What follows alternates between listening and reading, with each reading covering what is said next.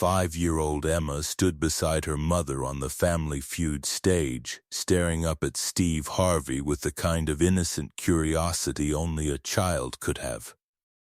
She waited until the audience stopped laughing, tugged gently on Steve's jacket, and asked one simple question. "Steve, if my daddy is in heaven, can he still see me when I win?"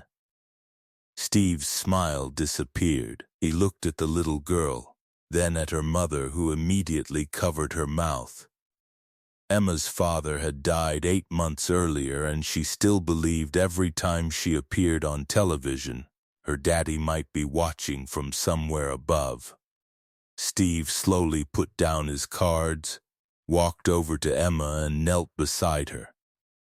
What he said next made her mother break down, and left nearly 200 people in the studio wiping away tears. The question came during the middle of a Family Feud taping. Nobody expected it, not the producers, not the audience, not Emma's mother, and certainly not Steve Harvey. Emma Rodriguez was 5 years old. She had curly brown hair tied into 2 small ponytails. She wore a yellow dress with tiny white flowers, and she had been told one very important rule before walking onto the stage. "Don't interrupt Mr. Steve." Emma had nodded. She understood. She was supposed to stand beside her mother, smile, answer only when asked, and let the grown-ups play the game. But Emma had been thinking about something all morning, something much more important than the game. She kept looking at Steve, then at the ceiling, then back at Steve. Her mother, Sophia, noticed. "What are you thinking about?" Emma whispered, "Nothing." Sophia smiled. She knew that answer. Whenever Emma said nothing, it usually meant she had about 20 questions waiting inside her head. The Family Feud stage was bright. The audience was laughing. The music was loud. Steve was making jokes. For the first time in months, Sophia felt almost normal. She hadn't felt normal since her husband died. His name was Daniel. He was 31. He had been a firefighter. He loved baseball. He hated waking up early. And he never let Emma leave the house without saying, "Daddy loves you." Even when he was running late, even when he was exhausted, even when Emma was upset. He said it every day, "Daddy loves you." Then, 8 months earlier, Daniel didn't come home. The call came at 6:17 p.m. Sophia was making dinner. Emma was coloring at the kitchen table. The phone rang. Sophia answered. She listened. Then she dropped the spoon she was holding. Emma looked up. "Mommy?" Sophia couldn't speak. A few hours later, their lives were different. Daniel had died while responding to a building fire. He was 31 years old. Emma was 4. She didn't understand death, not really. She understood that Daddy wasn't coming home, but she didn't understand why. For weeks, she waited by the front window. Every time headlights appeared outside, she ran toward the door. "Daddy?" Then she'd see it was a neighbor, or a delivery driver, or someone's car passing by. Eventually, she stopped running, but she never stopped asking questions. "Where is Daddy? Is Daddy sleeping? Can Daddy hear us? Can Daddy see us?" Sophia answered as carefully as she could. "Daddy is in heaven." "Where is heaven?" "It's a place where we believe people go when they die." "Can he come back?" "No, baby, why?" Sophia never had a good answer. One night Emma asked, "Does Daddy know I'm here?" Sophia looked at her daughter. "Yes, how?" Sophia swallowed. "Because he loved you." Emma nodded. That answer was enough, for a while. Then Emma began creating drawings for her father. She drew pictures of herself, pictures of Sophia, pictures of Daniel. She would fold them carefully and put them under her pillow. When Sophia asked why, Emma would say, "Daddy needs them." Sophia didn't correct her. She let her daughter believe that love could travel somewhere beyond what they could see. Then one evening, Emma was watching an old Family Feud episode with her mother. Steve made the audience laugh. Emma laughed too. Then she asked, "Mommy? Yeah? Does Steve know heaven?" Sophia smiled. "No, why not? Because Steve doesn't know everybody." Emma thought about that, then she pointed at the television. "But he's on TV." Sophia laughed. Yes, Emma watched Steve for another minute. Then she said, "Maybe Daddy watches TV too." Sophia looked away because she didn't want Emma to see her cry. The Family Feud opportunity came months later. Sophia's sister convinced her to apply. Emma loves that show. Sophia hesitated. What if she gets overwhelmed? She'll be fine. Sophia looked at Emma. Emma was watching Steve on television. "Can we meet him?" Sophia smiled. Maybe when they received the invitation, Emma jumped up and down. "Daddy would like this." Sophia froze. Then she smiled. "I think he would." The night before the taping, Emma put a drawing into her backpack. It showed a man wearing a firefighter helmet. Above him was a yellow star. At the bottom, Emma had written, "Daddy watching." Sophia found it. "What's this?" "It's for Daddy." Sophia smiled. "You think he'll see it?" Emma nodded. "Of course." Sophia kissed her forehead. "I hope so." The next morning, Emma wore her yellow dress. She carried her backpack. And she walked onto the Family Feud stage. The audience applauded. Emma looked around. Her eyes became huge. There were lights everywhere. Cameras, people, a giant scoreboard. And then Steve Harvey walked toward her. Emma smiled. Steve bent down. "Well, look at you." Emma giggled. "What is your name?" "Emma." "Emma what?" "Emma Rodriguez." "Well, Emma Rodriguez, are you here to help your family win?" Emma nodded. "Yes." Steve smiled. "I like that confidence." The audience laughed. Emma looked at him. Then she looked at the floor. Then she looked back up. Steve continued with the game. The first question was asked. Emma's family laughed. Someone gave a wrong answer. Steve made a joke. Emma laughed harder. For several minutes she forgot about everything else. Then Steve asked her mother a question. Sophia answered. Emma looked toward the audience, then toward the ceiling. Her expression changed. Steve noticed. "Emma?" She looked at him. "Yes? You okay?" Emma nodded, then she whispered, "Can I ask you something?" Steve smiled. "Of course." Emma stepped closer. She tugged gently on his jacket. Steve leaned down. Emma looked directly into his eyes. "Steve?" "Yeah, sweetheart?" Emma whispered, "If my daddy is in heaven, can he still see me when I win?" Steve froze. The audience went completely silent. His smile disappeared. For a second he looked like he had forgotten where he was. He looked at Emma, then at Sophia. Sophia covered her mouth. Her eyes filled instantly. Steve slowly straightened. He looked toward the ceiling, then back at Emma. He took off his glasses. He lowered his head. The audience waited. Steve wiped his eyes. He tried to speak. Nothing came out. He took a breath, then another. Finally, he knelt beside Emma. Yes, Emma looked at him. "You think so?" Steve nodded. "I do." Emma smiled. "How do you know?" Steve paused. He looked at Sophia, then back at Emma. "I don't know everything about heaven." Emma listened. "But I know something about love." She tilted her head. "What's that?" Steve smiled through tears. "Love doesn't stop because somebody isn't standing in the room anymore." Emma stared at him. Steve continued. "If your daddy loved you, and it sounds like he really did, then everything he taught you, everything he gave you, every time he told you he loved you, he touched her shoulder. That is still with you." Emma's eyes filled. "Even if I can't see him?" Steve nodded. "Even then." Emma smiled. "Then he's watching?" Steve looked upward. "I believe he is." Emma looked at the ceiling. Then she smiled. "Okay." Steve's face crumbled.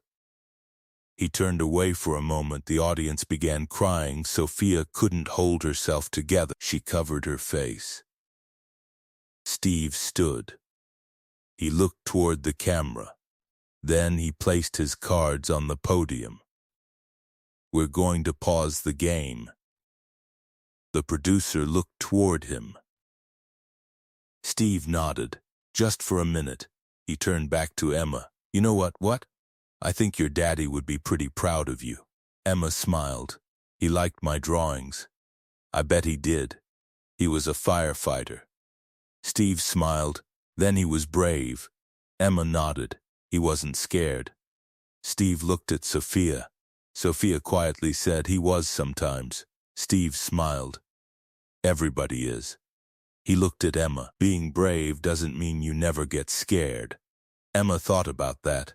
"What does brave mean?" Steve paused. "Being scared and doing what you have to do anyway." Emma nodded. "Like Daddy?" "Exactly like Daddy." The audience applauded softly. Steve looked at the photograph of Daniel on Emma's backpack. "Can I see that drawing?" Emma pulled it out. Steve opened it. It showed Daniel in a firefighter uniform. Above him was a yellow star. Steve stared at it. Then he looked at Emma. "You made this?" "Yes, for Daddy." "Yes," Steve nodded. "It's beautiful." Emma asked, "Can you keep it?" Steve looked surprised. "You want me to keep it?" Emma nodded. "So Daddy can be on TV." Steve laughed through his tears. "That's a pretty good idea."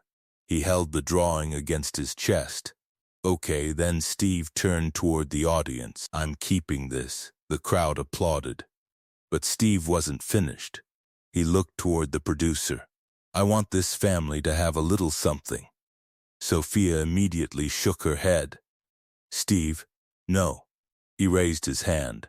"Let me finish." He explained that he wanted to establish a small education fund for Emma, not as a prize, not as charity, but as a reminder of the man her father had been. He called someone backstage. "I need $30,000 placed into an education account for this little girl." Sophia began crying. "Steve," he looked at her. "It's okay." She shook her head. "You don't have to." "I know." He smiled. "That's why I'm doing it." The audience applauded. Steve looked at Emma. "You're going to school." Emma nodded. "Okay, you're going to grow up." Another nod. "And you're going to do something amazing." Emma smiled. "Like Daddy?" Steve smiled. "Maybe even bigger." Then something unexpected happened.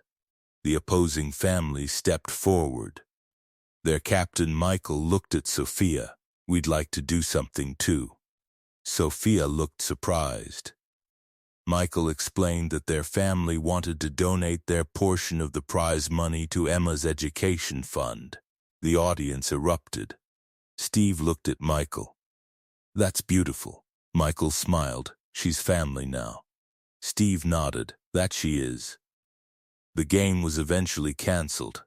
No one complained. Nobody cared about the score anymore. The families gathered together. They took photographs. They laughed. They cried. And before leaving the stage, Emma asked Steve one final question. "Can I have my picture with you?" Steve smiled. "Absolutely." Emma stood beside him. Steve knelt. The photographer raised the camera.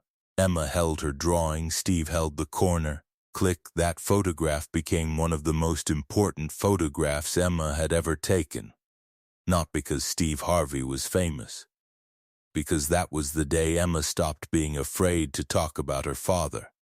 3 weeks later, the episode aired. The clip of Emma asking her question spread quickly. Within the first 24 hours, millions of people had seen it. Parents shared stories of children asking questions about deceased family members. Firefighters posted tributes. Widows posted photographs. Teachers shared the clip with grief counselors. The moment became less about television and more about one universal question: where does love go when someone dies? Emma's answer was simple: it stays. Months later, Sophia started taking Emma to the fire station where Daniel had worked. The firefighters knew her. They let her sit in the truck. They showed her his locker. One firefighter gave her Daniel's old station patch. Emma held it carefully. "Daddy wore this?" "Yes," she smiled.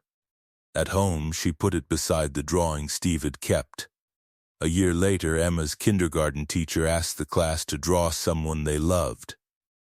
Emma drew her father. This time, she didn't draw him in heaven. She drew him standing beside her, holding her hand. At the top, she wrote, "Daddy can see M.E." Sophia looked at the drawing. She cried, but she smiled too, because Emma wasn't afraid anymore. 2 years after the episode, Steve received a letter. The handwriting was large and uneven. It said, "Dear Steve, Daddy still watches me. I got a trophy at school. I won a reading contest. Mommy said Daddy would be proud. I think he was. Thank you for telling me love stays." Steve read the letter twice. Then he called Sophia.